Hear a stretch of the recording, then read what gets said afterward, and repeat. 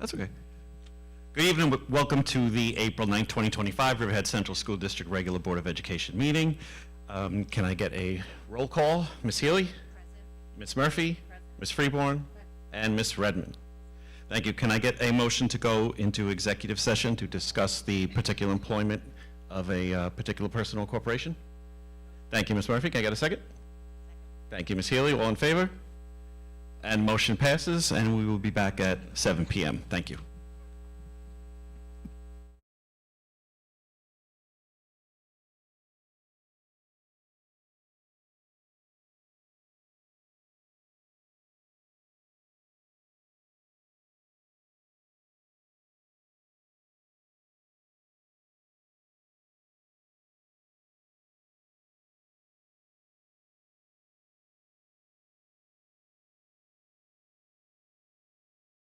Good evening. Welcome back to the April 9th, 2025 Riverhead Central School District Regular Board of Education meeting. Can I get a motion to return to open session? Thank you, Ms. Murphy. Can I get a second?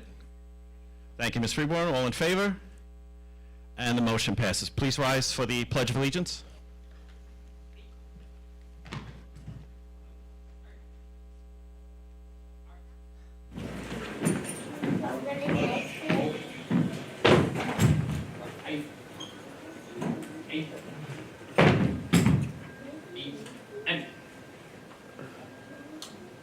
Others?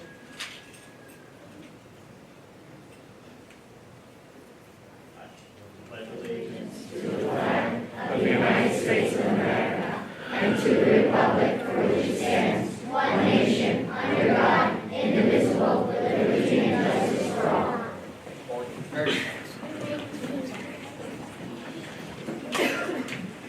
Others? Thank you.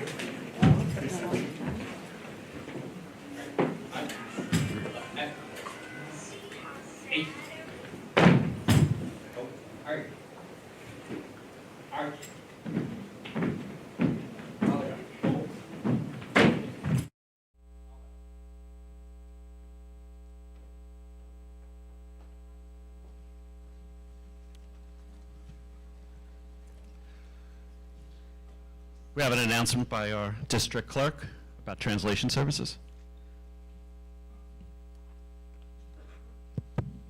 Interpretation services are available in the back corner. Please see Ms. Kess. Muy buenas noches, les damos la bienvenida a la Junta Educativa de la Escuela de Riverhead. Si necesitan interpretación, por favor, me encuentran en la parte de atrás para poderles proveer del equipo necesario. Gracias y bienvenidos. Thank you. Our student representative was not able to make it this evening, so we're going to move on to our superintendent report, but we're actually going to switch over to our district attorney, Mr. Levine. Everyone. The board has asked me to make an announcement that yesterday at the Town of Southampton board meeting, the town granted the district's application for a water quality improvement grant in the amount of $900,000, the ultimate amount the district had applied for in order to convert Phillips Avenue Elementary School's septic system into a sewer system. It is a very big financial commitment from them, and the board was very appreciative of that grant being put forward so quickly. Thank you. We have some real treats for all of you this evening, and we're going to start with Riley Avenue School. Mr. Enos, would you like to come up to the podium? Thank you.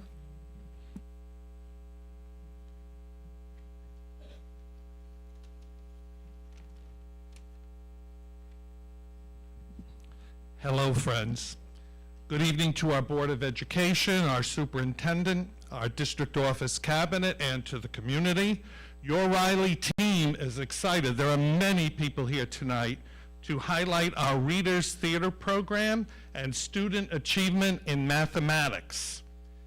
Our Readers Theater is not just a play, it's a community event that brings together past, present, and future Riley students, all in this room, along with their parents and grandparents. Our parents helped with the production, and staff from each unit in our building participated. Our students had the opportunity to learn about all aspects of a theatrical production, which our student Hannah will speak about in a moment. I am so grateful to our staff, many of whom are here this evening, and to our Parents Association for all that they do. And this is one of the many examples of Riley's emphasis on our school as a family and a learning community.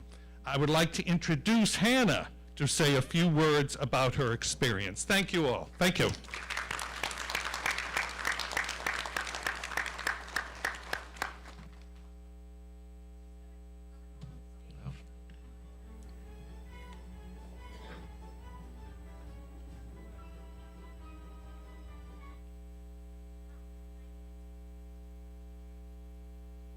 Hi, my name is Hannah Dow Six. Beauty and the Beast was truly an amazing experience.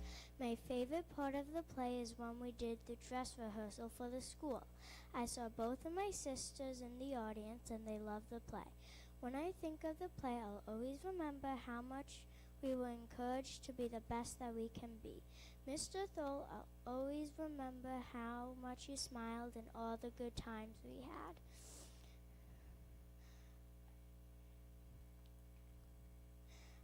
I hope to see more stars shine on Riley Avenue stage, and maybe even my younger sisters or brother. Thank you. Enjoy the show.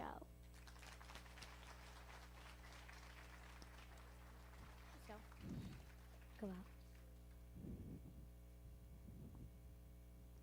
Tonight we will perform Be Our Guest, the fight scene, and Beauty and the Beast.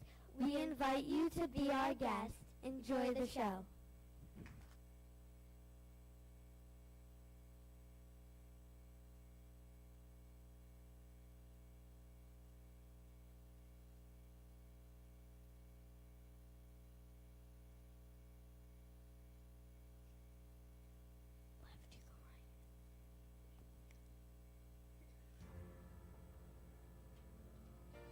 Ma chérie, mademoiselle, it is with deepest pride and greatest pleasure that we welcome you tonight.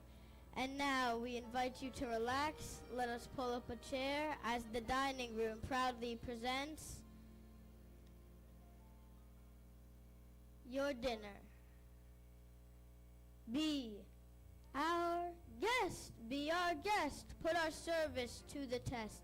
Tie a napkin round your neck, sherry, and we'll provide the rest. Soup du jour, hot hors d'oeuvres, why we only live to serve. Try the great stuff. It's delicious. Don't believe me, ask the dishes. They can sing, they can dance. After all, this is France. And the dinner here is never second best. Go on, unfold your menu, take a glance, and then you'll be our guest. We are guests, be our guest. Beef ragout, cheese souffle, pie and pudding en flambe. We'll prepare and serve with flair a culinary cabaret. You're alone in the scare, no one's gloomy or complaining while the flatware's entertaining. We tell jokes. I do tricks with my fellow candlesticks. And it's all in perfect taste that you can make. Come on and lift your glass. You won your own free pass to be our guest. If you're stressed, it's fine dining we suggest. Be our guest, be our guest, be our guest. It's a guest, sakes alive, we'll all be blessed. Wine's been poured and thank the Lord, I've had the napkins freshly pressed. With dessert, while the cups do their soft chewing, I'll be bubbling, I'll be brewing, I'll get warm, piping hot, and sakes is at a spot. Clean it up, we want the company impressed. We gotta watch who do. Is it one lump or two? For you our guest. She's our guest. She's our guest. She's our guest. Be our guest. Be our guest. Be our guest. Be our guest. Be our guest. Our command is your request. It's been years since we've had anybody here, and we're obsessed with your meal, with your ease. Yes, indeed, we aim to please. While the candlelight still glowing,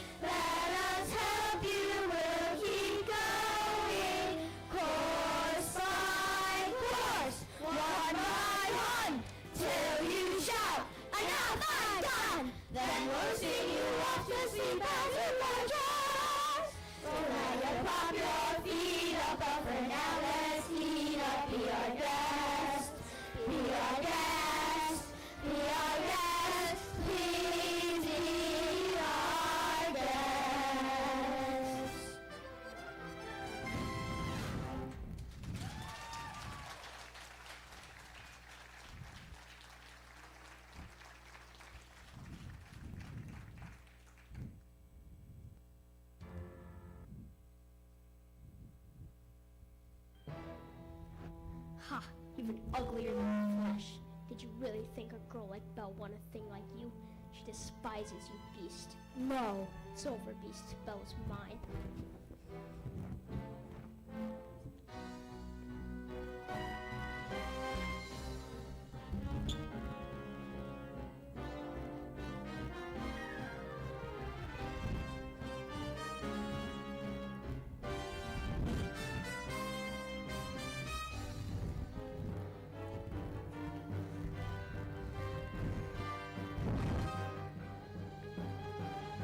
Get out!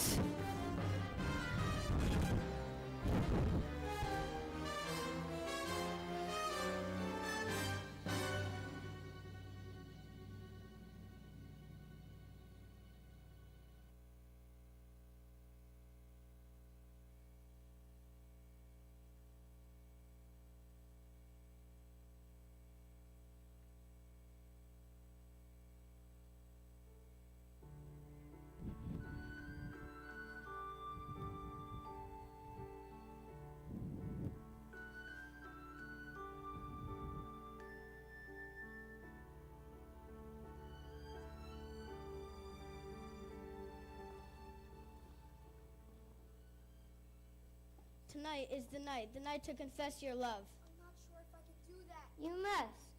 How will I know when the moment is right? You will know because you will feel it here, and you must speak from the heart. I must speak from... I can't! You must. What are you afraid of? I'm afraid she might She might what?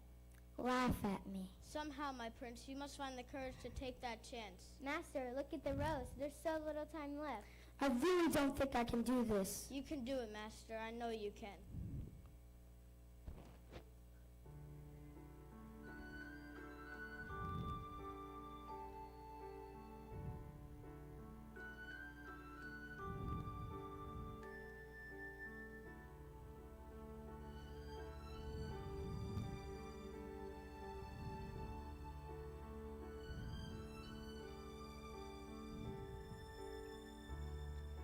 Till as old as time, true as it can be, barely even friends, then somebody bends unexpectedly. Just a little change, small to say the least, both a little scared, neither unprepared, Beauty and the Beast. Oh,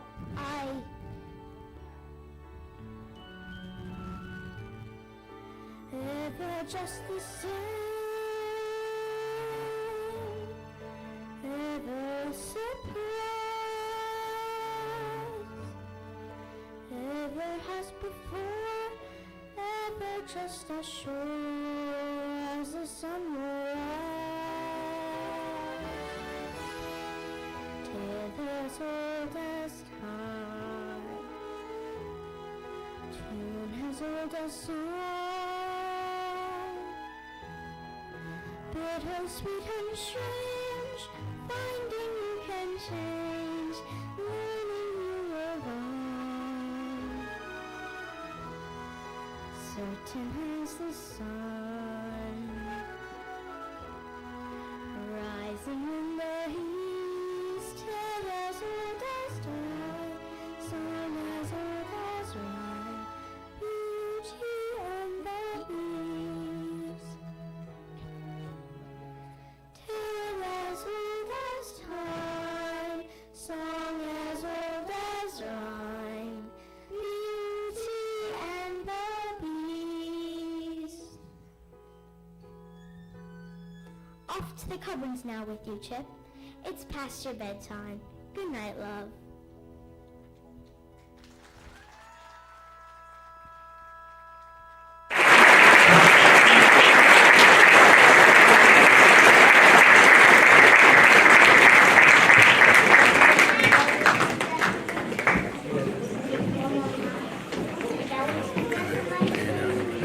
They're coming down. down as a special memory of Beauty and the Beast for everybody out there. Special.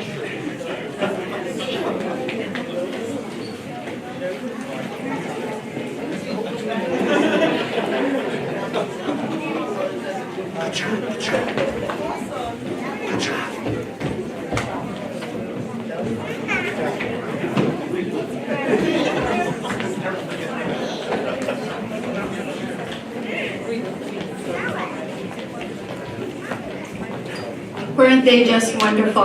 Let's give them another round of applause.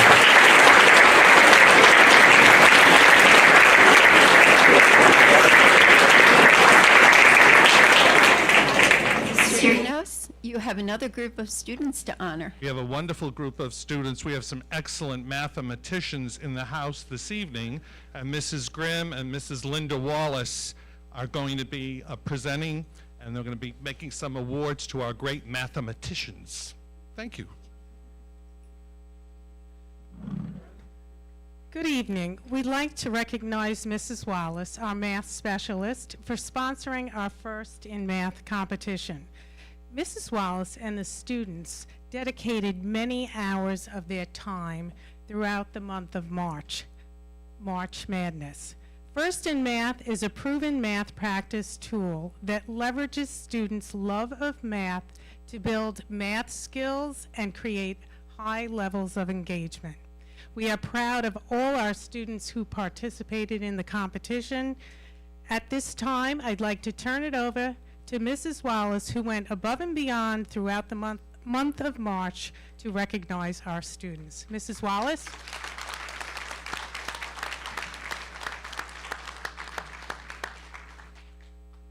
Thank you. Riley Avenue students recently participated in a month-long Math Madness Challenge using the state's First in Math program, showing incredible dedication and perseverance. Throughout this competitive bracket-style competition, students earned virtual stickers by playing a variety of math games, including math facts, coding, and algebra. Their hard work was not only for personal success, but also to help their entire class advance through the brackets. Despite many challenges, these students remained committed and focused, demonstrating teamwork and resilience. Their efforts paid off. Riley Avenue now has an impressive ranking of 2nd in Suffolk County and 21st in the entire state for sticker counts for the year. The school is incredibly proud of their achievements, which reflect both their individual work ethic and their support for one another. And before I excuse me, announce the proud winners, I just want to thank our Parents Association of Riley Avenue School for sponsoring this challenge by providing medals and snack parties for the winning students and classes. And lastly, a special thank you to the Board of Education for recognizing these students' outstanding accomplishments tonight. Thank you. So Riley Avenue is pleased to announce the winners of the competition. Students, when your name is called, just go over by Ms. Grimm over there. And if everyone could just wait to clap until the end so we can get everybody up there and you can hear everybody's name, okay? Thank you so much. Okay, overall winners, here we go. Okay, first place, Bryce Schreibler. Second place, Eliza Perez Sophia. Third place, Joseph Perez Funes. First grade winners. First place, Jacqueline Johnson. Second place, Regan Goodale. And third place, Cora Freeborn. Second grade winners. First place, Noah Moran. Second place, Ethan Galan Soto. Third place, Ibram Islam. Third grade winners. First place, Logan Markowski. Second place, Snyder Camacho Leon. Third place, Benjamin Ramsey. Fourth grade winners. First place, Levi Gratz. Second place, Hayden Rhodes. And third place, Braden Enriquez Ortiz. And we have two special awards that we'd like to present, and there's a certificate for these two students. The Riley Spirit Award, this is a really important award, and this achievement reflects the core values of Riley Avenue School encompassing the positive character traits we strive to instill in our students: hard work, perseverance, teamwork, sportsmanship, and commitment to excellence. And that would be Hayden Rhodes. That one gets a clap.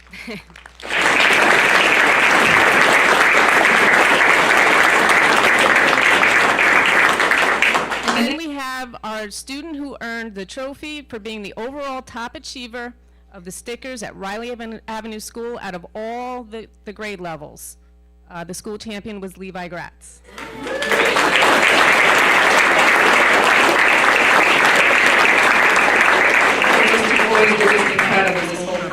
Very proud of them. And lastly, our first in Math Madness class champions, the Super Seals.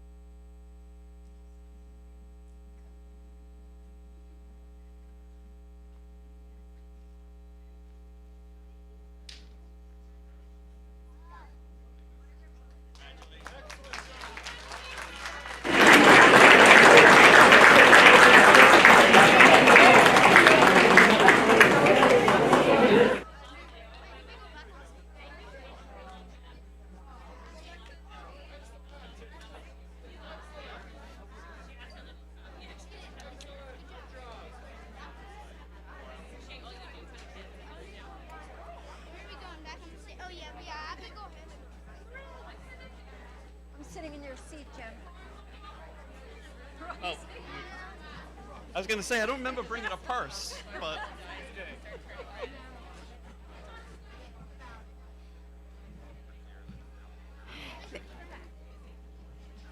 Thank you, Riley. What a wonderful night to celebrate, everyone. Yay.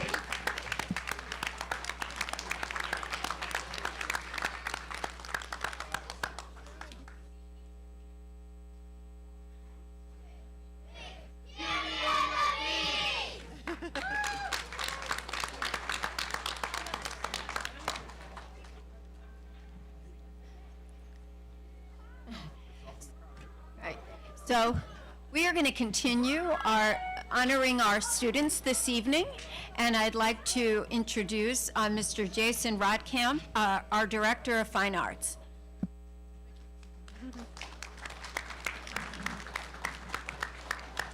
Hello, everybody. I even got a rose. How nice. So this evening I'd like to acknowledge and recognize our students that were selected for SCMEA, and more of the acronyms. SCMEA is the last one we're going to talk about, Suffolk County Music Educators Association. So this festival, or this organization, has many different things. They give scholarships, and they also run all county festivals. And the one that we are in is considered the Eastern Division, which involves students from as far west as Sachem all the way out to the Twin Forks. So it's a much larger candidate pool, and it's because of that, the nature of it is a bit more competitive. But we were fortunate enough to get well over 30 students in between the 3 divisions, which is great. So we have 3 divisions. The first division is 5th, 6th grade, second division, 7th and 8th, third division, 9th and 10th grade. And the selection of these students are based on their NISMA scores and the teacher recommendation, which kind of gets them in. So what I'll be doing is I'm going to be going through them by division. Inadvertently, there are students who cannot attend tonight, but I will recognize them and call their names. There's quite a few that couldn't be here, but we have quite a few that are here, so I'm just going to kind of go in order, and we're going to go from there. So, we're ready to go? All right. So we're going to start off with Division I East Band. So we have Karen Corrado, Jennifer Flores, Sofia Masakiza, Allison Ortiz Galdamez, and Abigail Solis.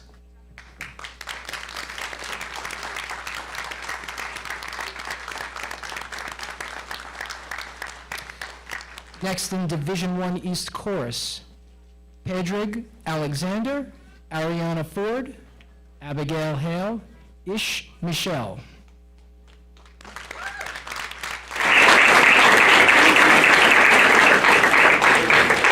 Division I East Orchestra, Julia Calziol, Andrew McGoey, Adriana Oliva.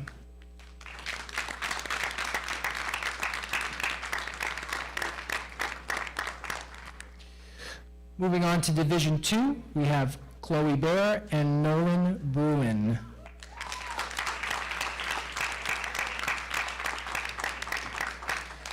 Division II East Chorus, Benjamin Fuller, George Gonzalez Motz, Janaya Martin, Julian Michaels, Jayla Miller, Daniel Shelzy.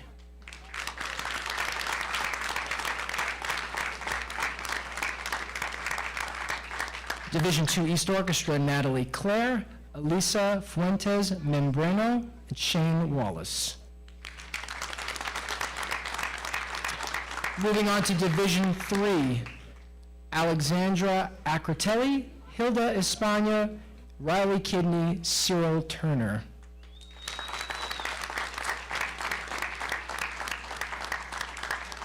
Division III East Chorus, Jarrell Gilliam, who couldn't be here. And I'd like to also now move on to Division III East Orchestra. We have Evan Carroll, Julia Chichurska, Jolie Espana, Madeline Schmidt, Elena Schreiber, and Peyton Grace Scudder. Scalia. Thank you very much. Okay.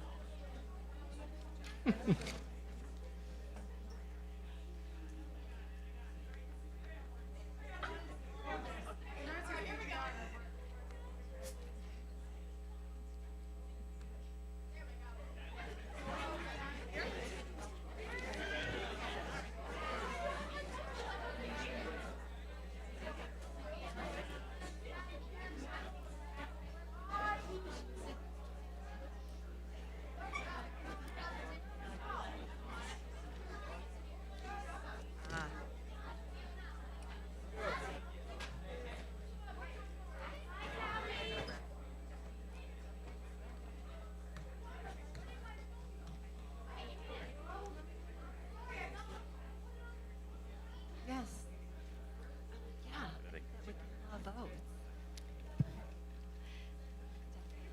We thank everybody for being here this evening. We recognize that our students get up very early, and so if they wish to leave at this time, we will not be insulted, but of course we welcome everybody to remain. I do want to say that it's always a privilege to take time to honor and recognize the amazing talents and achievements of our students, and tonight was a wonderful example of student success and accomplishment spanning multiple grade levels.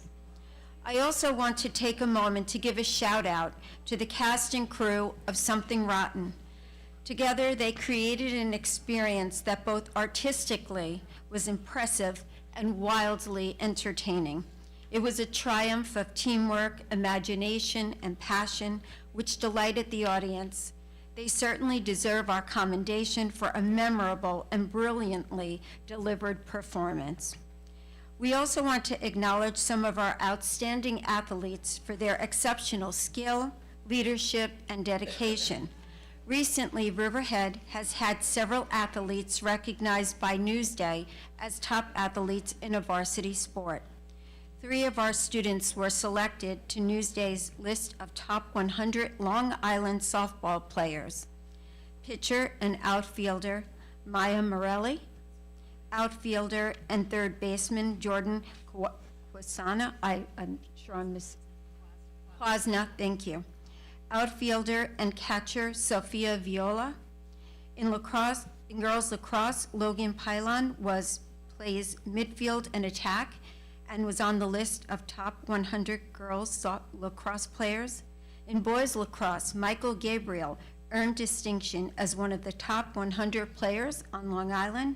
And in track and field, Kayleen Campbell was one of the top 50 athletes. She participates in the high jump, triple jump, and 400-meter hurdles.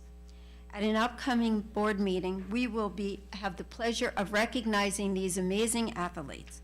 We are very proud of our students and highly value their contributions to our school and community, so thank you.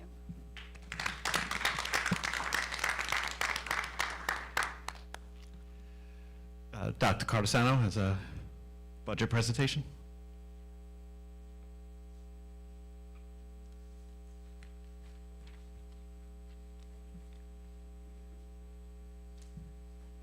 I think this is the second month in a row I've had to follow Riley students or such an outstanding performance by our music students and our athletes.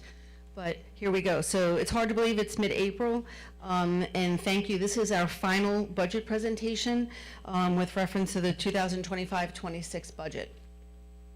We have followed this calendar that the board established early in the fall, and tonight on April 9th, we expect the board is scheduled to vote on these items tonight. It will be the budget adoption, the property tax cap card adoption.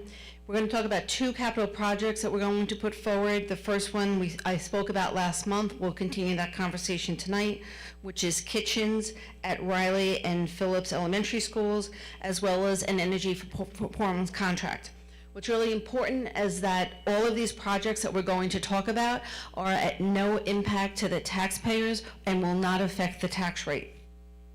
On May 6th, we have our budget hearing at Riverhead Middle School, and on May 20th, our budget vote will be at Riverhead High School. We're going to start where we always start, with our discussions about budget, and that is how much money do we have to spend. A huge component of our budget on the revenue side is state aid. By law, the governor's budget must be due and adopted by April 1st. Obviously, that has not been achieved again this year. What we have been told is that many of the discussions in Albany surrounding the budget conversations are not related to education, so that's a very good sign. But the reality is for school districts throughout the state is that we're going to have to adopt our budgets for next year without confirmed state aid. And state aid projections are now scheduled to be released sometime in late April or early May, basically after the recess period.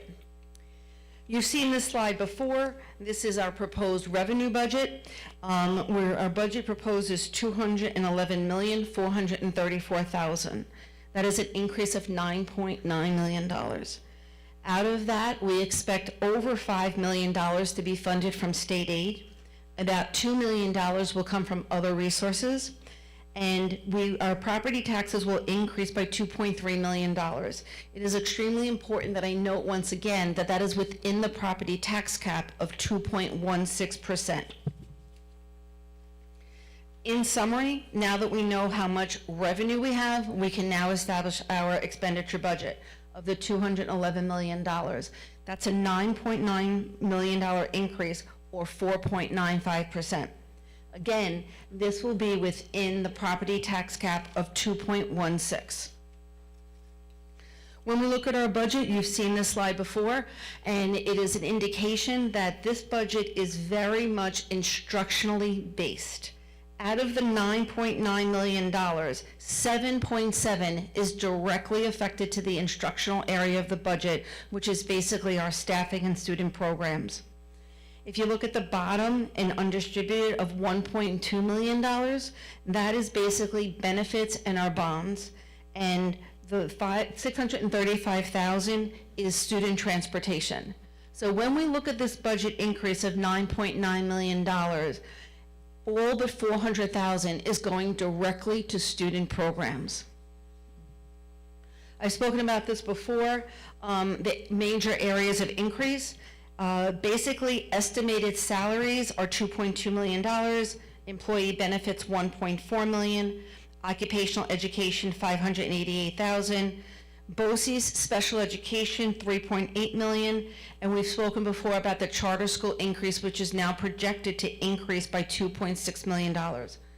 These numbers will change throughout the next several weeks, because these are estimated numbers. Now, we are still in the process of developing our staffing plan, which is our faculty and support staff. We are still firming up our student counts and obviously our contractual cost. When you add up those numbers, that's $10.8 million. We know we can only spend $9.9 million increase. So we had to go into the budget and decrease $800,000 worth of other expenses in order to bring this budget in at the 2% property tax cap.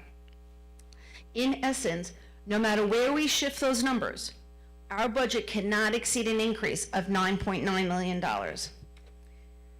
Basically, this is my favorite slide. This is your snapshot if you want to look at where our money is going in our budget. Because in this one slide, you can see what our salaries will be, $88 million, and what our employee benefits are, $44 million.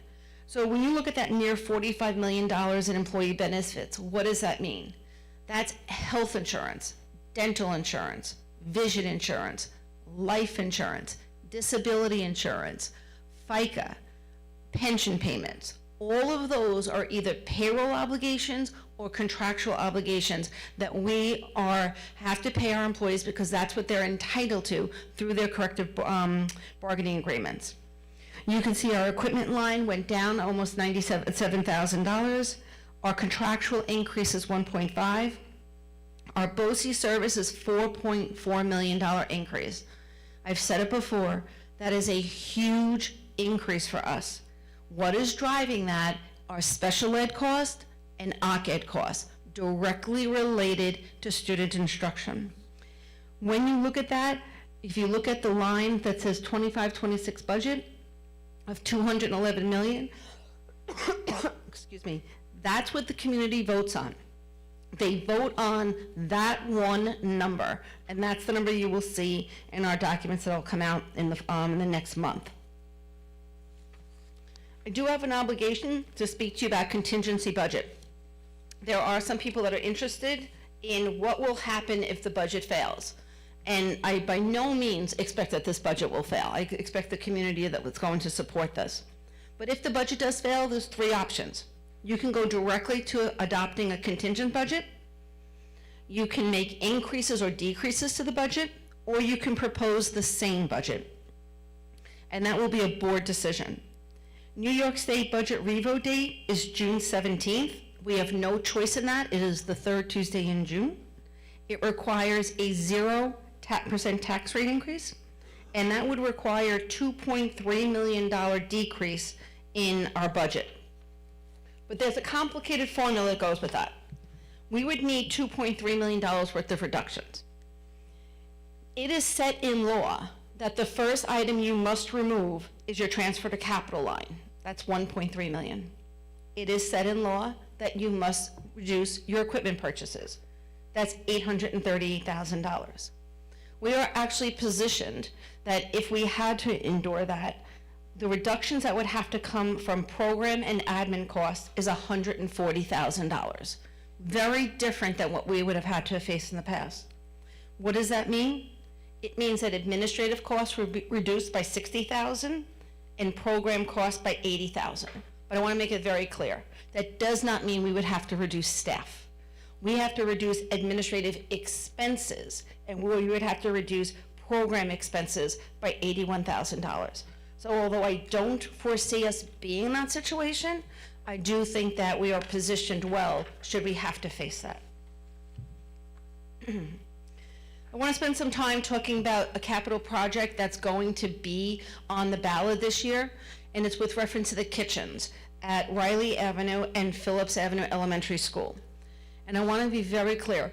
These resolutions that you will have to, that you'll be voting on, or referendums, have no impact on the tax rate because they are funded from the cafeteria reserve fund and the cafeteria fund balance. So this is money or profit that the food service department has made over years that we've put away so that we can now fix our kitchens and improve them without any impact onto the tax rate. There will be propositions on the ballot in May when voters vote. The projects do have to be approved by the State Education Department. We are in the process right now of finalizing those plans and specs with our architects, and the board has moved to approve them through their legal ad. Now, I want to talk about each elementary school individually. And I want to say ahead of time, I am specifically not posting the floor plans or the schematics for security reasons as part of this presentation, okay? At Riley Avenue, the summary of that work will be to extend the student serving line, redesign the storage space, install a new walk-in refrigerator freezer, and modify the work area for our staff. At Phillips Avenue, the summary of that work will also be to extend the student service line, redesign the storage space, relocate sink and other appliances, install a new walk-in freezer and refrigerator, modify the staff work area, and install different prep tables.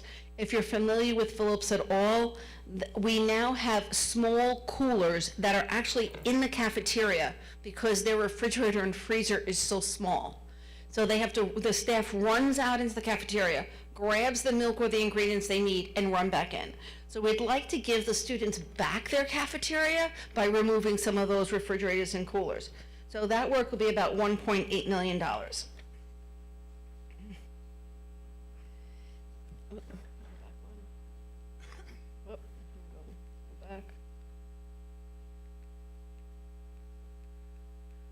Can you, Eric, put me back on to slide 14? Thanks.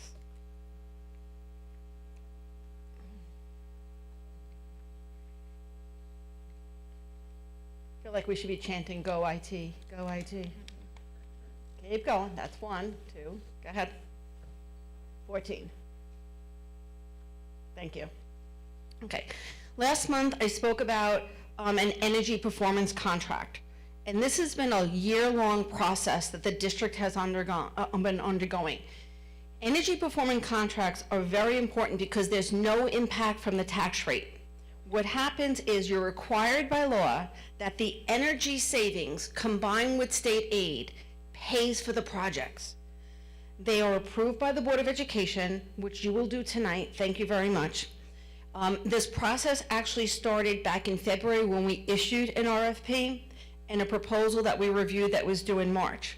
I will tell you, when I got here in a long time ago, it seems now, like October 2003, it was, you had started the work on putting together a proposal for an EPC, and we weren't quite happy with it. So the board asked me to put the brakes on it and to redesign it.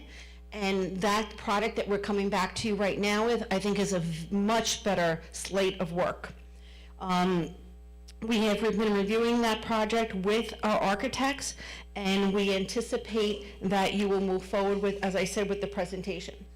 I have asked our representatives from H2M, who are our district architects, to just go through for the community and again for the board. You have a copy of their presentation, just to follow through how an energy performance contract works and to give you some more information.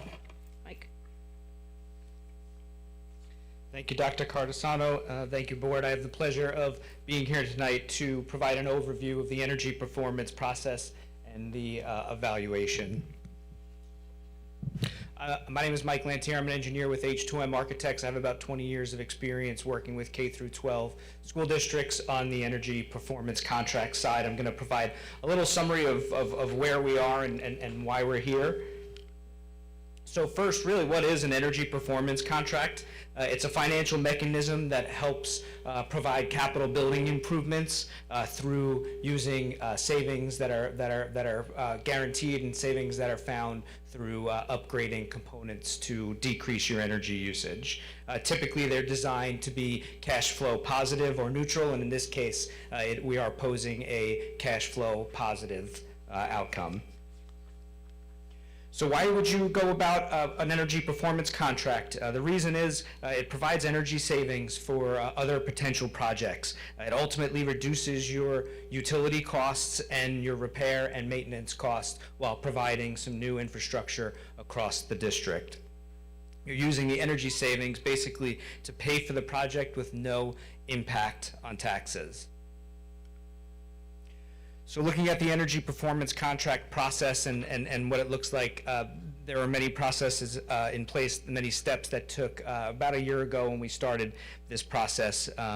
And we look at some potential options for projects that may have energy savings associated with them. We meet with the district to discuss some priorities that they have for infrastructure work that they're looking to improve, and then we go through and put out this RFP, which I'll get into slightly more detail in a minute, and then ultimately it gets reviewed and approved and permitted by the state education process, by the state education department.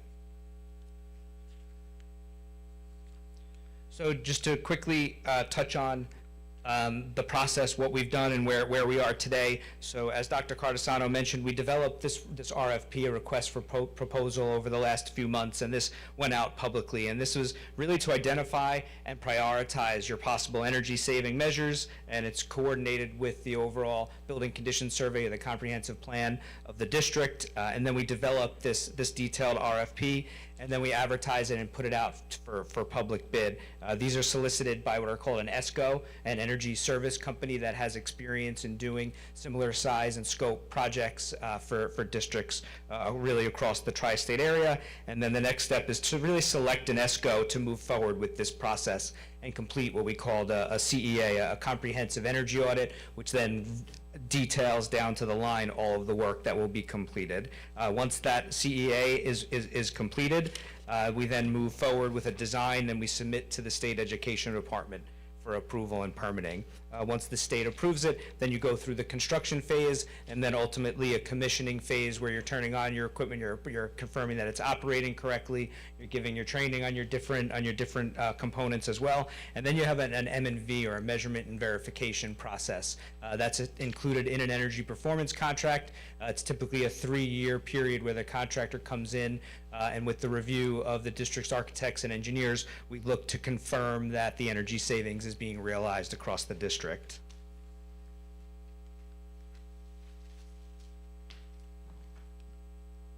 So as part of this process, that public RFP that went out, we did receive 4 responses from 4 highly qualified energy performance contractors. Those are listed on the screen.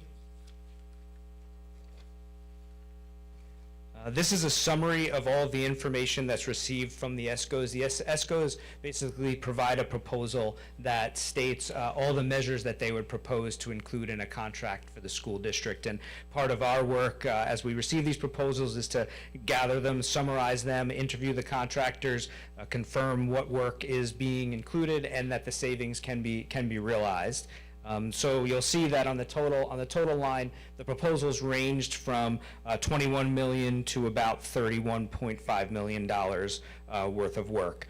They had comparative cash flows, they had comparative return on investments, and then comparative annual savings. You'll see that there were some guaranteed savings or incentives that the different contractors were willing to offer as well. Also, as part of just looking at the financial side of things, there is a detailed interview process as well that we went through over the last few weeks, where we meet with the contractors, we go through their proposals in a very detailed fashion, and we actually have a scoring system, an independent scoring system that a team uses to evaluate the proposals to ultimately come up with a recommendation. There's a rubric that we have that scores based upon the interview, based upon what was included in their RFP, and then we ultimately come up with a score. And you can see in this case, there's a clear difference between Firm C and Firm D. Across the board, Firm D was almost slightly ahead. We do have one note on the technical approach where Firm D did score a little bit lower than Firm C, but there was actually information that was later clarified for some of the improvements that they were including. So their score actually probably would have been a little bit higher. So then we looked at the top 2 rated energy service contractors. There was Johnson Controls and it was Renew Energy Solutions. And we looked at their ability to perform, and then their ability to also meet the district preferences, some of the higher priority items which are included on the screen now. Lighting upgrades obviously is a very low-hanging fruit. There's huge energy savings that can be found from just upgrading your lighting. Boilers at Roanoke was a very important item. We weren't overly concerned because the way that these contracts work, there are mechanisms to change the scope of work, so we were confident that Johnson Controls would have been able to perform that work as well. Very important to note is at the conclusion of this project, the district will be net zero energy usage if we decide to move forward. That means that all of your energy, it will be reduced, and then that energy usage will be offset by photovoltaic systems and arrays that are being proposed. There's also natural gas upgrades that was important to get them off of other utilities. Air conditioning replacement was a top item. Renew did include one larger air conditioning unit to be replaced. Weatherization, that's district-wide, that's building envelope improvements to basically reduce the energy that's wasted by just going outside of the building. Computer management systems, it's a way of monitoring your software and shutting down equipment after hours or when it's not being used. HVAC unit upgrades, this was kind of really a deciding factor when we made our recommendation. Renew did have a significant component included for unit ventilator replacements, which does come with a cost for construction, but we are able to offset that cost using this energy performance contract for items that would have been required to be upgraded during a future capital improvement project. We then looked at really who offered the best return, and the answer is, in this case, both of the firms did, depending on how you looked at it. One had a higher cumulative cash flow, the other had a higher guaranteed incentive. Unfortunately, a higher cash flow does not always end up being the best option depending on the amount of capital improvement or non-energy work that may be included as well. So as I move on and just talk about a few additional major factors that we included during this interview process. Again, it was very similar. They both had experience. They both were replacing and upgrading a number of the same equipment. But like I mentioned before, with the starred item, that really big item of replacing 63 unit ventilators across the district was very important to us. And then when we looked at some of the other items, they also included doing a curriculum enhancement program, which would get the student body involved to learn about this process and how reducing energy also saves costs and what's included in that. So ultimately, H2M is providing a recommendation to the board for Renew Energy Solutions based upon the information that we presented, based upon the RFP, the interview, and then the different scoring that we did. The difference that we're just separating out, there's about $2 million included between them and Johnson Controls for the unit ventilators, about $5 million for some additional photovoltaics that they were including, and then about $100,000 for a rooftop unit replacement. And then again, that student engagement and learning component held some weight as well. The biggest number is really at the bottom of the screen, $32 million in energy cost reduction over the 18-year period. That's the reason really why we're recommending to proceed. So that's a summary of my presentation. I'm happy to answer any questions that you may have at this time, and thank you for the opportunity.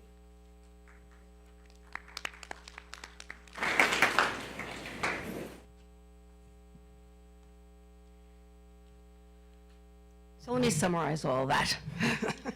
Everything that Mike just said, right? What does this really mean? What this means is that we're going to do $28 million worth of work at no cost to the taxpayer, which is huge. We know that we have a huge bond issue someplace in the future. And if we can take small bites of that apple and start doing some of these projects at no cost, they're not going to be included in that huge bond issue. So you're not going, so you will be looking at, if we do $30 million worth of work now at no cost, that huge bond issue is now reduced by $30 million, okay? On top of it, what are we gonna do? We're gonna do solar. Solar is going to reduce our dependency on our electric bill, okay? Not only will we have the benefit of that now, but that's going to last for as long as your panels last. It's gonna be decades, okay? Your boilers, you have some of your original boilers. You have buildings that are 97 to 100 years old with the same steam boiler in there. We need to take care of that before it takes care of it for us. So being able to replace that boiler, which is a very long lead item, is huge. Taking care of our HVAC systems. If we can get 60 unit ventilators done now, it means we don't have to do it later. And all of the lighting work that we can do, let's do that now. Get that done and get it out of the way before we start talking about roofs, windows, and doors. Very exciting projects, let me tell you. Can hardly wait, okay? So we're gonna go forward with this EPC, no cost to the taxpayer. It's going to reduce our energy in future budgets, and it's gonna reduce our reliance on energy from outside sources. Okay. So the board, we're presenting you with a very sound instructional plan that is based on a very sound financial plan. This is what's happened with your budgets, because remember when I said when I first got here that I was told Riverhead doesn't support education? Nothing could be further from the truth. Your community does support education. It does support your teachers and your support staff. It does support the programs that we're offering. And you can see that going back to 2018, 19, 19, 20. Then we hit the skids a little bit during that COVID piece, and you had one bad year that we are still trying to recover from, all right? But we've rebalanced and we're back in a positive direction. Your budgets have been passing by over 60% each year historically, which shows us that we do support education. We do support the direction that we're going in. And I believe that you will support the budget that we're proposing now. There are two very important dates coming up. The budget hearing is May 6th at the middle school here at 7 p.m. That is required by law. The annual budget vote is the statewide vote, the third Tuesday in May. That will be from 6 a.m. to 9 p.m. And where are we all voting? We are voting at the high school. Please, please, please, we're going to put up signs that say one location for voting, not at the elementary schools. Bring everybody here back to the high school and, for safety and security.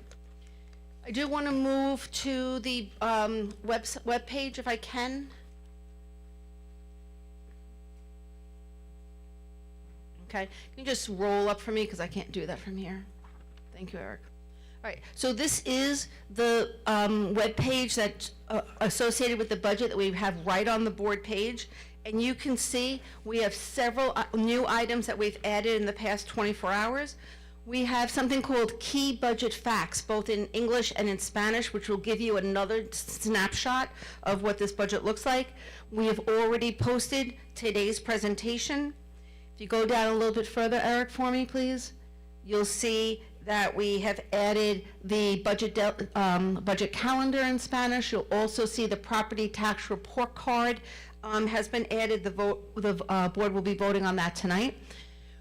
Last time I was here, I spoke to you about the charter school and that the increase in charter school is expected to be $2.6 million. So just remember that $9 million increase, 2.6 is just going to get funneled in and go. That's the increase to the charter school, where we expect it to be over $16 million next year. We're going to have to address that. I know we have some people that are working hard with us. And the last thing that's been added are the town of Brookhaven and the town of Southampton exemption reports. So everything that's has been updated on that page. And as we go through May, for our budget hearing documents, we will continue to populate that.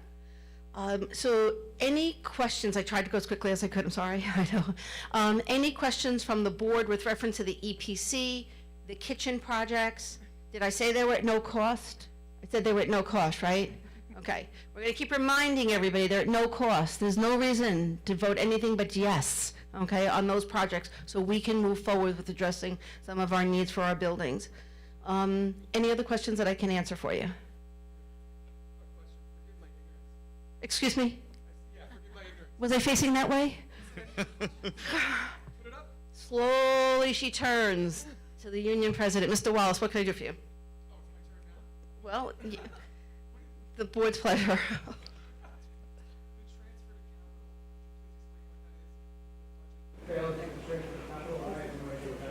Okay. Every year we budget $1.3 million in general fund, and the first day of the year I take that money and I move it to the capital fund, capital reserve. And well, it's not a true reserve the way you're thinking. Okay, there's a true reserve that you need when you put money in. The voters have to vote to take it out. Okay, we are putting money in this capital reserve, in this capital fund account to accumulate cash to start to take care of some of our smaller projects. Okay. It's also a very good financial mechanism that if you have an emergency, that we have someplace to go. And did I say we have two buildings that are 100 years old? All right, so we need to start to look at those projects, just not yet. We just need a little bit more time to work on these finances, just a little bit more, to be able to get to the point of coming back to you with some of those bigger projects. So if we're on a contingent budget, that perpetuates the fact that we can't take care of our buildings. So we have to get off of this hamster roll. We've got to get out of that. Okay. Anything else? All right, so let me just, in closing, let me give a big shout out to our IT staff, because for the past couple of weeks and months, you guys have been absolutely solid in making sure these presentations can get done, making sure that they're, available on YouTube, and even, today, we had a problem with the projector, so they figured out how to get a mobile projector in here so I could get this budget presentation done tonight. So I really do have to thank the IT staff for all of your work. You're always come through for us. Thank you so much. Thank you, Dr. Cartasano. Moving on, do we have any public comments on agenda items? These are on agenda items only, so if it's on the agenda. Otherwise, regular public comments will be at the end. Okay. Do we have any online? No? Okay. Seeing none, can I get a motion to accept the consent agenda? Thank you, Ms. Murphy. A second? Second. Thank you, Ms. Redmond. Questions, comments? All in favor? And the motion passes. Moving on to new business. Letter A, this is approval of a contract for Superintendent of Schools. This is for Dr. Hagan to start at the position of Superintendent of Schools, which will be effective on July 1st, 2025. Can I get a motion to accept? Thank you, Ms. Murphy. A second? Thank you, Ms. Healy. Any questions or comments? All in favor? And the motion passes. So before we...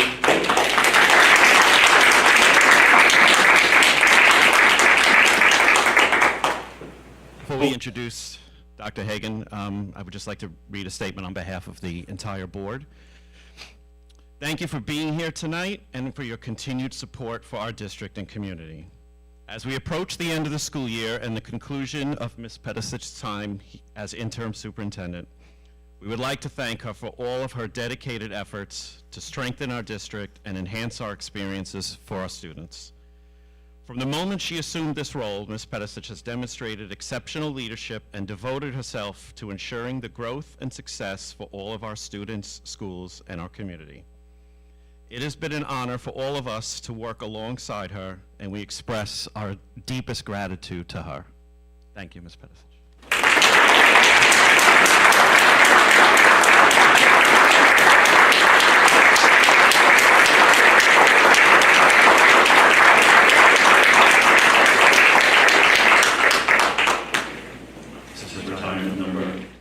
Great, okay.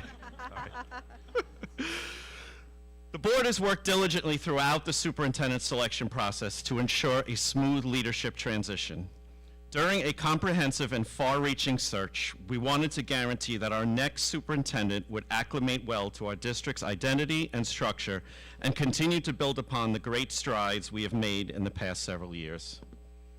On behalf of my colleagues on the board, I am pleased to announce the appointment of Dr. Robert Hagan as the Riverhead Central School District Superintendent effective July 1st, 2025.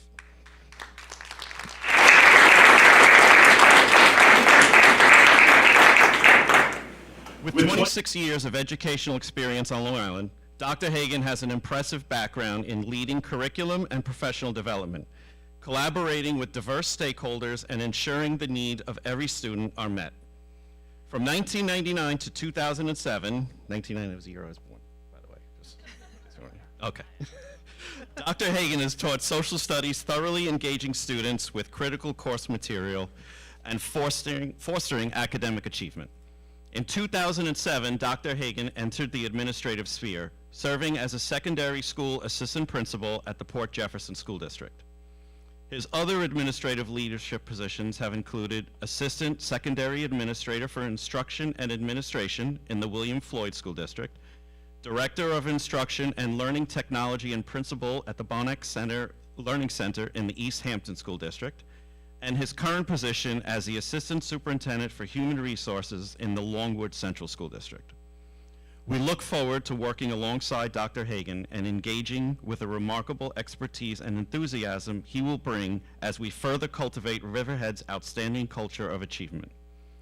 We will continue to coordinate to ensure a seamless leadership transition, and once again, we thank Ms. Pedisic for her magnificent contributions to our district. Now please join me and everyone else in welcoming Dr. Hagan to the Blue Wave family.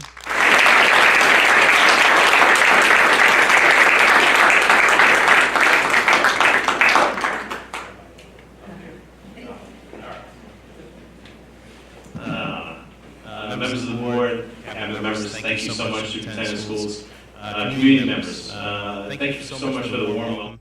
It's truly amazing from the moment I walked in to the performance that we all got to see today. I have a rose. You know, it's one of those things where it's really just a privilege to be a part of this wonderful community, an amazing team. Certainly talking to some of the principals and the directors and some of the community members, and it's just truly an honor, and I'm so humbled to be here and working with you. So I thank you so much.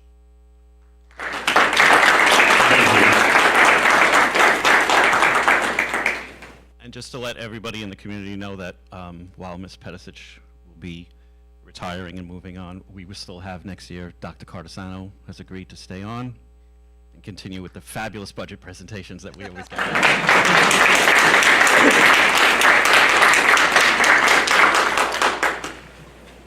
Moving on to letter B, adoption of the 25-26 proposed budget and the property tax report card.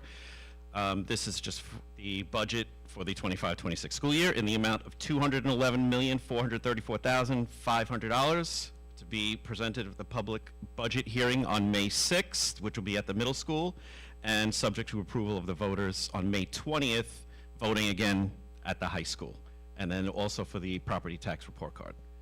Can I get a motion to accept both? Motion. Thank you, Ms. Redmond. Can I get a second? Thank you, Ms. Freeborn. Any questions, comments? Thank you again, Dr. Cardesano, and the whole team for getting this budget together, and we appreciate it. Definitely. All in favor? And the motion passes. Letter C, this is appointment for vote workers and for the annual district meeting. Can I get a motion to accept? Thank you, Ms. Murphy. A second? Thank you, Ms. Freeborn. Questions, comments? Again, I guess it's my 5th year on the board, but seeing what happens behind the scenes and at the end of the day, so I just wanted to thank everybody that does help us with the election, because it takes a lot of time and effort and a late night, so I appreciate their efforts. Can I get a, all in favor? And the motion passes. Letter D is approval for the EPC, the energy performance contract that we saw the presentation before. Can I get a motion to accept? Motion. Thank you, Ms. Redmond. Can I get a second? Thank you, Ms. Murphy. Questions, comments? I would just like to thank Dr. Cardesano and H2M and the Facilities Committee for their thoughtful work that's gone into pursuing this for the district. As Dr. Cardesano said, we have aging buildings. Our infrastructure needs a lot of work, and to be able to take this off the back of the taxpayer is just an amazing opportunity for us and to save us money in the future in our energy cost. So thank you so much for that thoughtful presentation, all the work that's gone into getting us to this point. Absolutely, thank you. All in favor? And the motion passes. Letter E, this is a renewal of a cooperative bid for cesspool pumping and related services. Can I get a motion to accept? Thank you, Ms. Murphy. A second? Thank you, Ms. Freeborn. Any questions, comments? All in favor? And the motion passes. Letter F is approval of a new contract award. This is basically for like clothing and uniforms and other things related. Can I get a motion to accept? Motion. Thank you, Ms. Redmond. Can I get a second? Thank you, Ms. Healy. Questions, comments? All in favor? And the motion passes. Letter G, this is approval of a cooperative bid. This is for like all general supplies. We're going from copy paper all the way to audio-visual supplies and everything in between. Can I get a motion to accept? Thank you, Ms. Murphy. Second? Thank you, Ms. Freeborn. Questions, comments? All in favor? And the motion passes. Letter H, this is approval of donations. We have 3 donations. No, we have 5 donations. Number 1 is from the Riverhead Rotary Club, has donated $5,000 to the NJROTC to be used for the 2025 NJROTC banquet. The second one is the Van Rensselaer Skidmore VFW Auxiliary 2476 has donated $1,000 to the NJROTC. The third one is Peconic Asset Planning Incorporated has donated $2,500 to the high school chamber orchestra to assist in funding the orchestra trip to Boston this year. The fourth one is the Falsetta family, I hope I said that right, has donated 200 clipboards to Aquabog Elementary School at an approximate value of $425. And Gabrielson Farms LLC has donated wood, buckets, and nails for the setup of the hydroponic system in the agriculture education program at an approximate value of $296. Can I get a motion to accept the donations? Thank you, Ms. Freeborn. Second. Thank you, Ms. Murphy. Questions, comments? Thank you to everybody. Absolutely. All in favor? And the motion passes. And moving on to board member committees. I think we have one, right? Two? Okay. Sure. Okay, at the April 1st Facilities Committee meeting, Marianne Corazano and John Fleming provided updates on several facilities projects. Plans are underway to move the registration department to a new trailer next to the athletics department. This move will create more privacy for registration while freeing up space in the Welcome Center. However, relocating the technology department to the Welcome Center may no longer be feasible due to space constraints. The goal is to make room at Pulaski Street School for a new self-contained class instead of sending the class to BOCES. John Fleming also gave an update on facilities inspections, including the discovery of lead in some drinking water fountains. Testing of the fill stations is ongoing, and the district is actively addressing this issue. Moving on to future projects. As you saw tonight, H2M Architects discussed the ongoing kitchen renovations at Phillips Avenue and Riley Avenue Elementary Schools. While the plans for Phillips are set, some adjustments are still being made at Riley, particularly regarding the placement of refrigerator and freezer units. These updated plans will be presented at the tonight at the upcoming Board of Education meeting. H2M also reviewed the district energy performance contract, EPC, for which an RFP was issued in February. After walkthroughs and proposal reviews, the committee recommended Renew Energy Solutions. This plan includes several necessary repairs. The timeline for the EPC includes submitting the plan to SED by August 15th and starting construction by December 1st, 2025. The EPC plan will also be presented at the April 9th Board of Education meeting. Lastly, Alan Baum and John Fleming reported on the state of the records management at the Welcome Center. The basement where district employee and student records are stored is in poor condition, so access has been limited while the records are being inventoried and reorganized. New shelving has been purchased to help store records properly, and the district has applied for a grant to digitize some permanent records, freeing up additional space. We hope to learn whether the grant is awarded by this summer.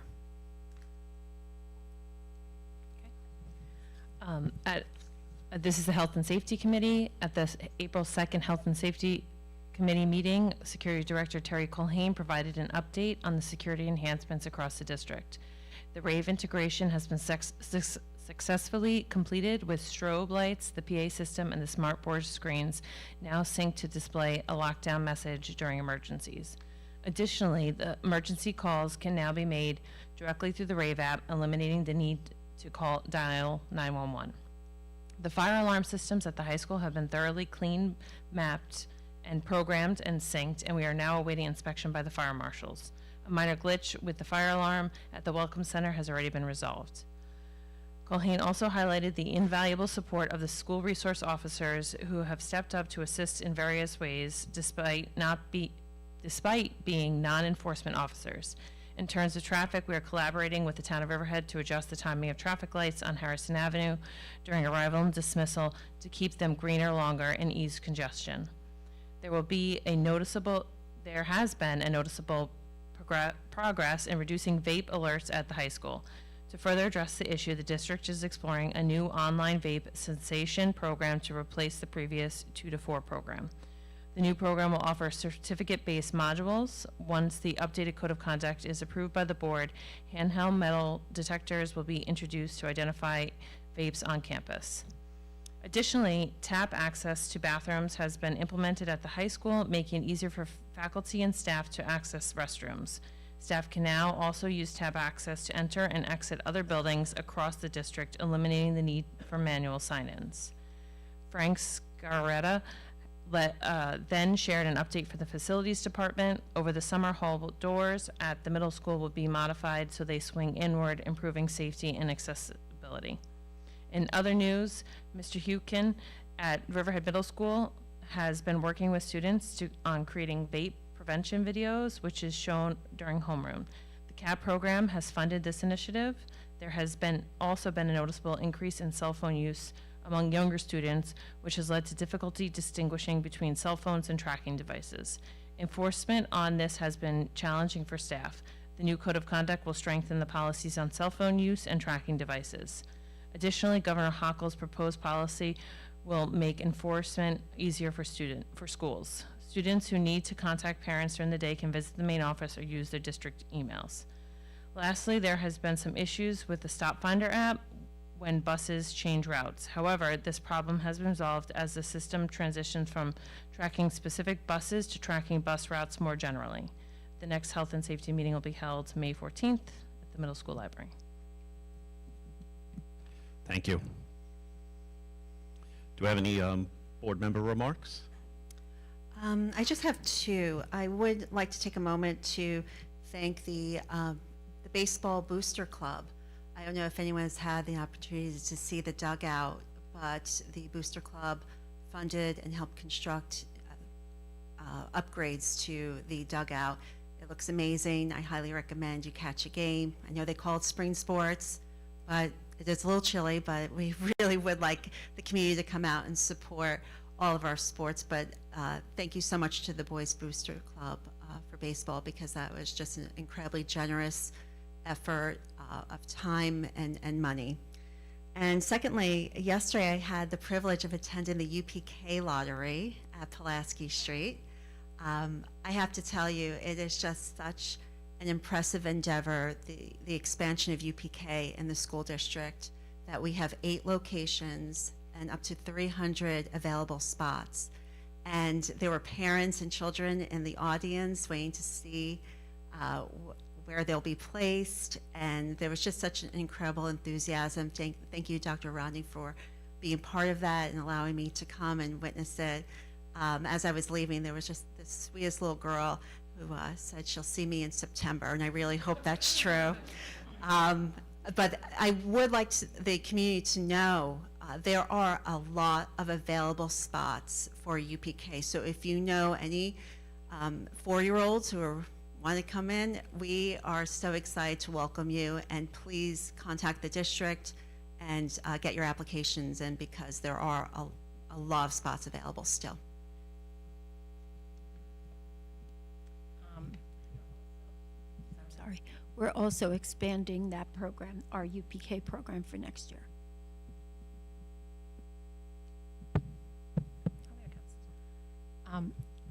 And thank you for IT, because it was on YouTube, and I was watching YouTube and it came up and I started watching it. So it's very sweet because it's exciting, and I'm glad that we have all those opportunities for our UPK. I should add too, it was a highly efficient system. Yes. I Watched it was last year. incredibly impressed with the bingo balls and the live Excel document. It was just so well done, and thank you. Yeah, I think Daniela Perez, takes care of it. She does a great job. I also had the opportunity to attend Something Rotten, and I thoroughly enjoyed myself. It was a really, really funny play. What can I say? Because I always say they never disappoint. The talent here in Riverhead School District is unbelievable, and all I know is after watching this young crew from Riley, that years to come, I know I'm going to be entertained, because I can't get into New York City like I used to back in the old days, and I really look forward to to all the presentations they put on. It was really, really good.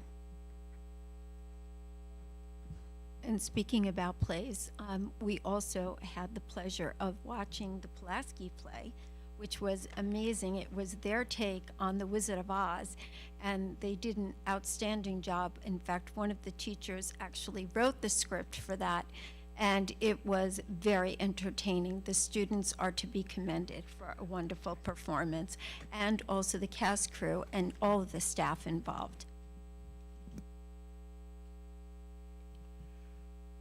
And I would just say that by seeing tonight what we saw behind us from our Riley Avenue students, and then the math award students, the music students, and the athletes that Ms. Pedicic had talked about that we'll be honoring later on. It's just wonderful to see not only the opportunities, but the students to be able to take advantage of those opportunities and to see them excel in whatever it is that motivates them, whether it's sports, the arts, clubs, whatever activity it is. But that's what makes a school community, is all that extra stuff, which we call extra stuff, but it's really not extra. So it's great to see that we get to see that at these board meetings. So. Do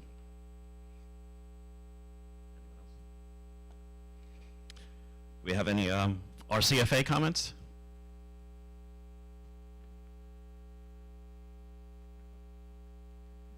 Good evening.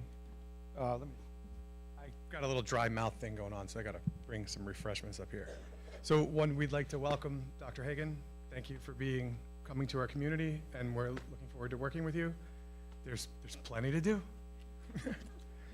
And again, I'd like to echo the sentiments of the board, working with Cheryl Pedicic. There's a lot of problem solving that needs to be done here, and it takes patience and intuitive thought, and really, she's got this disarmament thing going on. Like, you'll go in there with a head of steam and then you'll just leave with a smile. It's been really wonderful to work with her. And then with Dr. Carter-Asano staying here, I always say there's two people in the school district I'm scared of. My wife, Dr. Carter-Asano. So you said that the charter school increase is like 2.6 million? Is it 2.7? So what's the total estimate for next year? 16 million. All right, so let's just pretend for a second the charter school wasn't here. And like, you're a business official, so this could be fun for you. What would you do with an extra $16 million? Well, I'll take that bait. Yeah. If we had $16 million, I'd make sure nobody touched it, and I would build classrooms at your elementary schools to bring children back to our school district and house them within our buildings. You could easily build, I'm going to say 4 to 5 at each elementary school, maybe 16 to 20 classrooms, and that's what I would use the money for, to invest in the future, so that you would invest once and you'd get that payback for the next 20 years. Because it's hard, because I know of people in the community who I'm friends with who send their kids to the charter school, and when we're having this debate about what it does to our school district, nobody's going to fault a parent for wanting to do what they feel is the best for their child.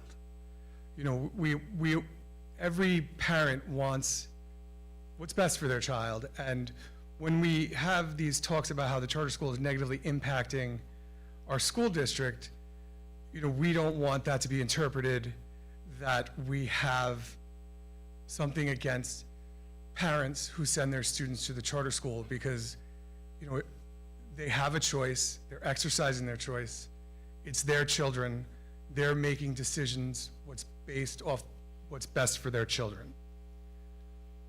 But when it comes to the charter school funding, we're not allowed to see where the money goes. And when we're losing $16 million a year, and we can't see where the money goes as taxpayers, that becomes concerning. And I was invited to attend a conference this past weekend. It's called the National Network of Public Education. And it was kind of funny because, we were fighting the charter school in an industrial zone, because if it goes in an industrial zone, the industrial zone comes off the tax rolls, and that's a large part of a tax base for a community. So this random woman had her search engine set to charter schools and industrial zones, and it came up, and she was in California, and she called me and said, "Can you be on my panel with me?" So, sure, I'll go be on your panel. But then, because Riverhead is so complicated, like 5 days later, I got a call from this place in Washington, D.C., who said, "Oh, we're doing stuff on corporate incentives or IDAs, taking away money from from school district, could you be on our panel at the National Network of Public Education? So within the span of 2 days, 5 days, I got invited to this conference. And what was starkly apparent, that's what's happening, is that private equity wants every last dollar spent on public education. You know, and these are just facts. We're a blue state. Whatever your political leanings are, we're a blue state. We have very strong labor laws. We have very strong unions. So it hasn't happened as fast here as it has in other places. But following the civil rights movement in 1971, there was this thing issued called the Powell Memo. I don't know if anybody's ever seen it. And the power of the civil rights movement with people banding together to push for change from their government scared people. And the Powell Memo basically laid out a playbook for moneyed interest or corporate, and this sounds like a dystopian fantasy, right? It sounds like a dystopian fantasy. But it laid out a playbook for moneyed interest and corporate interest to take back the levers of power. So if you look in the Powell Memo, it says, and Mr. Powell was the head of the U.S. Chamber of Commerce, and he was appointed to the United States Supreme Court in 1971 by Richard Nixon. And it says, you know, corporations should spend 10% of their budget on advertising and propaganda to review textbooks and economics and basically have scholars that go out and talk to swing public opinion. So in 1983, they released, a report was released from the Department of Education called A Nation at Risk to tell us that our schools are in danger of failing, and they are failing. Or not that they are failing, but that was the opinion of this paper. And our schools have been just drastically underfunded across the board. Riverhead alone, $300 million. If you look at the gap elimination adjustment, the charter school, the IDA, the underfunding and foundation aid. So if you look at some of these laws, and when I was sitting on this panel with somebody from St. Louis and somebody from California, we were talking about the charter school laws in our states. And they're all different, but they've found a way, these laws have found a way to exploit our local laws to give us less power when it comes to these decisions. So in Indianapolis, they have charter schools. If their public school falls below a certain enrollment, the public school is required to pay for the renovation. Now, mind you, some of these schools don't have heat. They're in disrepair. But if their enrollment falls below a certain level, they're required to renovate the school and then sell it to a charter school company for $1. So that is a divestment of a public asset. You know, it's the conversion of public assets to private entities. And the reason why I keep saying, like, why don't we know where the charter school money goes? Why don't we know where the charter school money goes? In Pennsylvania, they had a cyber charter. So no brick and mortar. Kids can sit at home, learn on a computer. They learn over the computer. You know, no brick and mortar, very few teachers to pay. Well, come to find out, the Pennsylvania Charter Company was taking excess money given to them to educate students, and they bought real estate development projects with it for money that was intended to educate children. Does everybody know what school vouchers are? Are you familiar with school vouchers? Okay, so in Iowa, they have a school voucher program, and they talk about school choice. You know, as a consumer, you should have a choice. So we're going to give you a check, and you take that check and you go shop for whatever school you want. But as we lose public schools, it's not school choice, it's becoming school's choice. So in one community, a private school that gets charter money, just stop taking students with disabilities. Flat out, sorry, your children can't come here anymore, we're not taking students with disabilities. What they're finding with vouchers are, it's essentially a transfer of wealth from the poor communities to the wealthier communities. So vouchers are available for everyone. So if you're very wealthy and you can afford to send your kid to private school, you get a check for $10,000, and that reduces what you have to pay. they're finding that poor students that use these vouchers to go to these elite private schools are soon kicked out. And they go back to the public school, except there's not as much money at the public school to educate them because it went to vouchers. You know, and this current executive we have now is planning a mass deportation. That's a fact. That is what this executive's agenda is. So one of the things that happens if there's a mass deportation is there's a reduction in workforce, right? Somebody has to do that work. So Florida, which has a voucher system, just last week changed child labor laws to allow children of the age of 14 to work overnight in factories on a school night. Missouri, the vouchers have done such damage to their school system, public schools 4-day work week, and the kids are allowed to do an internship on Friday. That's free child labor, is what it is. Now, everybody's so tribal, you know, we're so polarized. You say the wrong word, everybody goes to their corner, and they get riled up and fired up. So if you look at Texas, Texas has had a Republican supermajority since 1998, right? So when you think of Texas, you know, it has been a Republican state for decades. They tried to pass a voucher law. Now, I don't know if you're familiar with how Texas legislature works. It's a very short session. They do their business, they get out. But the governor can call an emergency session. So they tried to get the voucher law through, and it went down. The governor called 5 emergency legislative sessions to get the voucher law through, and it failed 5 additional times. So it has to have been a bipartisan effort, right? If you have a Republican supermajority, it's not one tribe over here, one tribe over there. It's a bipartisan effort. So what Greg Abbott did was he went to a billionaire in Pennsylvania, and he's called an edupreneur, right? You have entrepreneurs, an edupreneur. This edupreneur gave him $5 million to primary every single Republican that voted against the voucher bill. And now it's coming up again this week. I think they are 3 votes short of getting it pulled. Because this edupreneur has already set up a corporation to help families finance their K-12 education.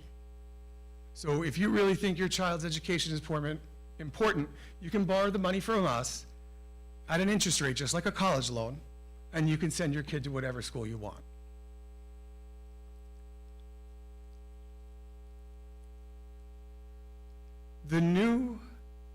With the elimination of the Department of Education, they're talking about block granting our funding. But they want to put strings attached. And to show you this is not a Republican thing, because we have a Republican executive, after the financial crisis, Barack Obama did the same thing. He block granted education funding during the financial crisis when there were huge holes in the state budget.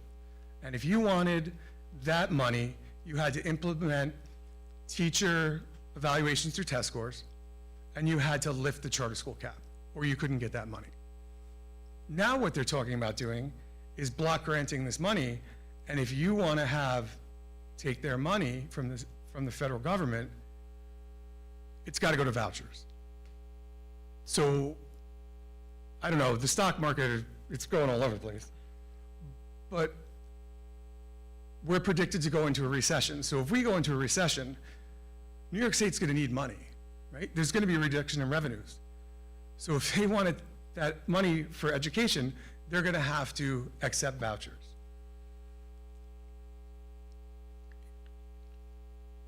It's really hard to process, but you know, we're pitted against each other of, well, my public school is not doing well, so I choose a charter school and I should have choice. And, you know, preying on something that's so personal to a parent. Like, I want the best education for my child. And here we are arguing with each other, and some of our government officials they're captured assets of private equity, pushing to divest public education. And it sounds completely dystopian, but it's happening. And it's frightening. So I don't really know what else to say other than public schools are the seat of democracy, right? If you need an educated citizenry to have critical thought and critical debate, because if you don't have an educated citizenry, you might as well just get rid of child labor laws and put them to work in a factory. Thank you.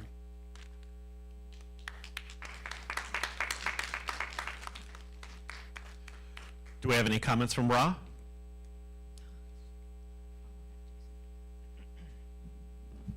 Hello again, everybody. So just like to congratulate and welcome Dr. Hagan to the district. We look forward to working with you. And thank you to Cheryl and the entire cabinet for all of your help. And we look forward to continue working with Dr. Cardesano next year as well. So thank you very much for all that. So as co-president of the Administrators Association, an acknowledgement of shared sentiments expressed by the RCFA president during a previous Board of Ed meeting, I want to take a moment to speak about something we feel is vitally important as we move forward under new leadership. I want to respectfully share that there is a strong hope that the individuals brought into key cabinet positions will reflect a deep understanding of Riverhead. We believe it's essential that those shaping district policy and direction have not only the professional qualifications, but also a real connection to the history, culture, and values of this community. Riverhead is a unique and proud district with a complex past and an incredibly diverse present. Decisions made by central administration impact all of us, staff, students, family alike. And we believe those decisions are made stronger when informed by historical context and a genuine familiarity with the people that we serve. We look forward to working in partnership with a leadership team that truly understands where we've been, where we are, and where we hope to go. Thank you. Thank you. Before we open it up to public comments, I'd just like to remind everybody that we just have to keep our comments appropriate.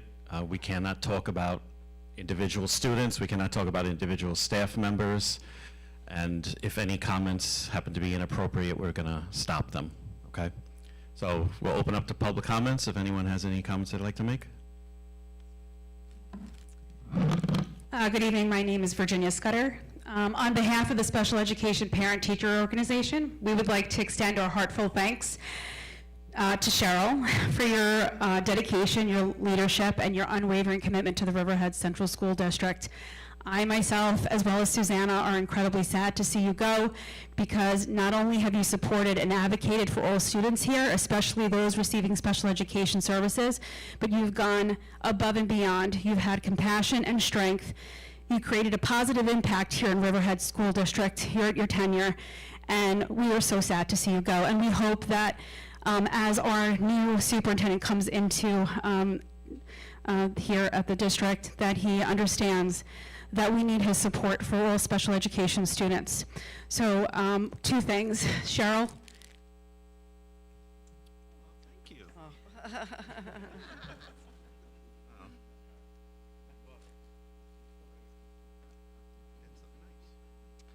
Cheryl is amazing, and I hope everybody realizes what an amazing job she's done here at Riverhead.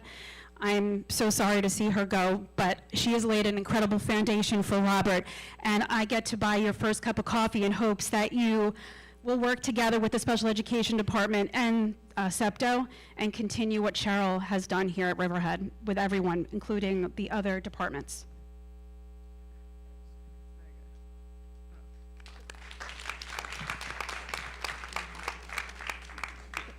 Virginia, thank you for that lovely speech, and also for the beautiful flowers.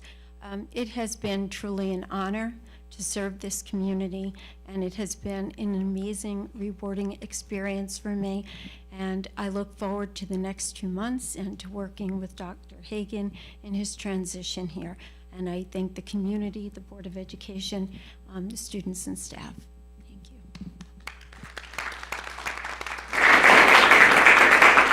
Do we have any other public comments? Yeah, I want to know what's up with the bullying policy, because it seems. You just have to state your name and Oh, I'm Yvette. where you live. Riverhead. Y'all say there's a no strict bullying policy, but it seems like there's people getting bullied like every other week in these schools. So what is y'all gonna do about that? Because it seems like nobody wants to help these kids. There is a definite bully policy under the Dignity for All Students Act, which is contained within our Code of Conduct. And any child who is bullied, we would conduct an investigation.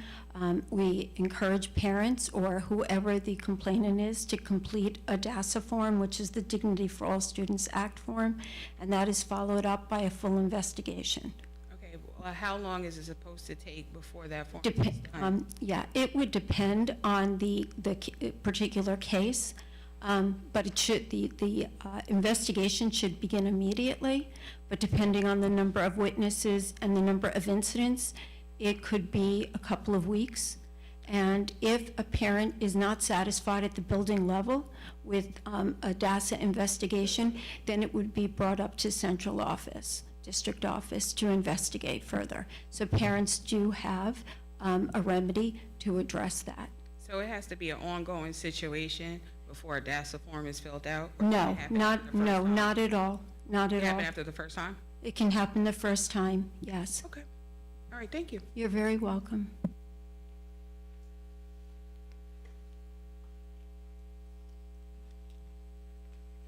So, hi, my name is Natasha Cooks, and I reside in Calverton. And so, when you walk into the schools in the district, most of them have a personal statement. You know, the board has a mission, the schools, the district. It's a statement out there that is expected for these children to abide by, correct? Okay, and so the Board of Education and their goals for 2025, they mention for safety and security, they want to provide a safe and secure learning environment, correct? And you also mention how you want to build community engagement. So my question is, how do you provide a safe and secure learning environment when the individuals teaching our children are not doing it in an appropriate manner? Teachers are berating kids, security officers are putting their hands on kids. So how are you providing a safe and nurturing environment for our children when they are then placed into your care for these hours of the day, and these teachers and security guards are manhandling our children within the district? When those situations arise, that information needs to be brought forward to district office or to the building principal, and they need to be immediately investigated. Okay, and upon investigation, you can just shift teachers and security guards to different buildings within the district to then continue treating other kids in this manner? It would depend on the situation, and every situation has a different outcome. So I can't talk in generalities. I mean, I'd be happy to speak with you after the board meeting to be specific. Okay, so I just think we spend a lot of time highlighting all of the great things within the district, that I was very happy to see the play and hear about the math, but I think also maybe some more focus needs to be put on to the negatives, and it should not just be, oh, we'll talk about it later, because I feel like this is a pressing issue that should be addressed on a greater scale within the entire district. dismissing talking about it in public. What I'm saying is I can't get into a specific situation because every situation is different and it deserves attention, and I can't generalize. You're asking me if a particular person engages in a behavior that needs to be investigated and what the outcome would be. Every outcome could be different depending on that specific situation. Okay, so now we as parents have to now go and vote on a budget that is then increasing the salaries for these employees and staff in the district when they can just continue to do whatever they want to our children? I've not said that, and I'm feeling upset that you are taking my words out of context. That is not what I said. Okay, thank you. Do we have any other public comments?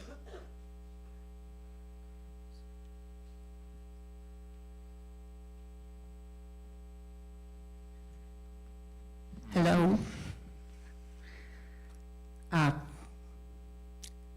My name is Eva Roberts. I'm a Riverhead resident and taxpayer since about 2004, 2005. And I'm here to say we need STARS. STARS is safe transportation for all Riverhead students.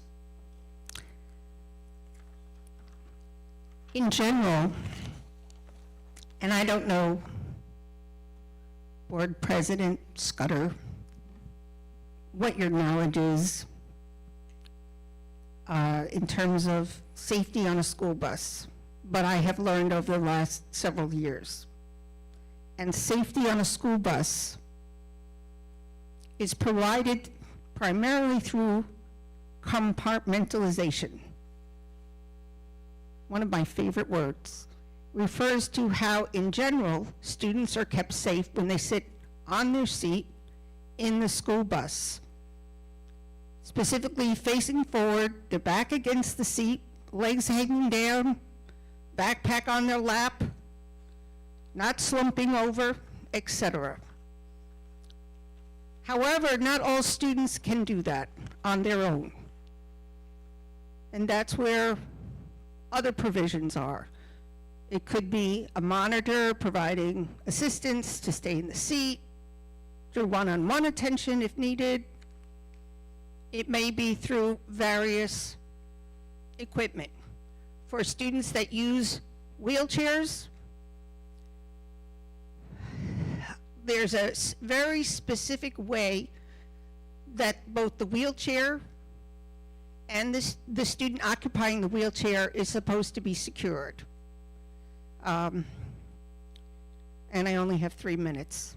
Oh, there's the timer, quick. Okay, so the reason I'm bringing this up is that I've been trying, there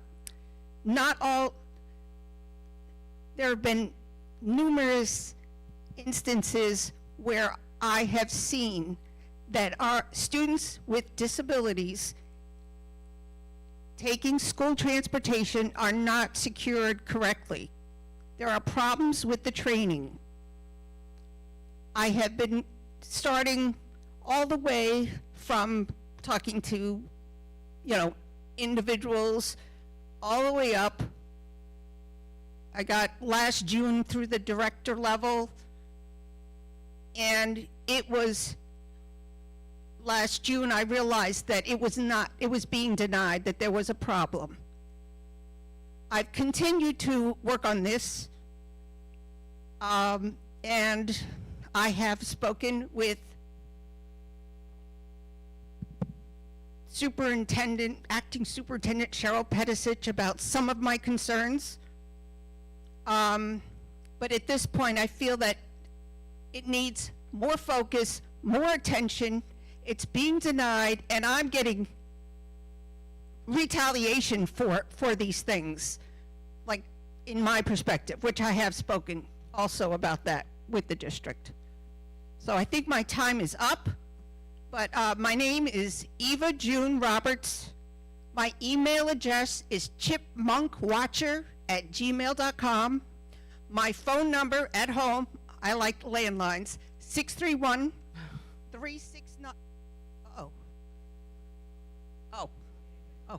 Oh, it says, I read the sheet, it said it might. Okay, well, anyhow, I'm available by phone, by email. Thank you. Do we have any other public comments? Do we have any online comments? No? Okay. Seeing no more comments, can I get a motion to adjourn? Thank you, Ms. Murphy. I get a second? Thank you, Ms. Freeborn. All in favor? And the motion passes.